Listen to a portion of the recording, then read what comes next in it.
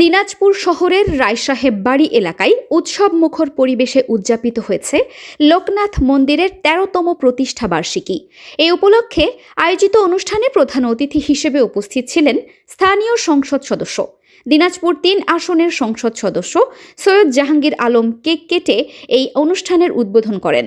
অনুষ্ঠানে বিশেষ অতিথি হিসেবে উপস্থিত ছিলেন মন্দির পরিচালনা কমিটির সাধারণ সম্পাদক মনোজ কুমার রায়, পৌর বিএনপির সভাপতি জিয়াউর রহমান জিয়া, সাবেক ছাত্রদলের ভারপ্রাপ্ত সভাপতি রুবেল ইসলাম, দিনাজপুর চেম্বার অব কমার্সের পরিচালক মোস্তফা কামাল মিলন এবং জেলা বিএনপির ক্রীড়া ও সাংস্কৃতিক সম্পাদক কোচি।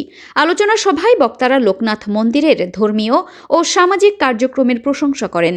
একই সাথে সম্প্রীতি, সৌহার্দ্য ও মানবিক মূল্যবোধ প্রতিষ্ঠায় সকলকে একযোগে কাজ করার আহ্বান জানান তারা। পরে মন্দির প্রাঙ্গণে ভক্তবৃন্দ, সনাতন ধর্মাবলম্বী সহ বিভিন্ন শ্রেণী পেশার মানুষের উপস্থিতিতে প্রতিষ্ঠা বার্ষিকীর কেক কাটা হয়। অনুষ্ঠানের শেষ পর্যায়ে মন্দির সহ দেশ ও জাতির কল্যাণ কামনা করে বিশেষ প্রার্থনা অনুষ্ঠিত হয়। Arifin Farha, desk report, Dinajpur TV.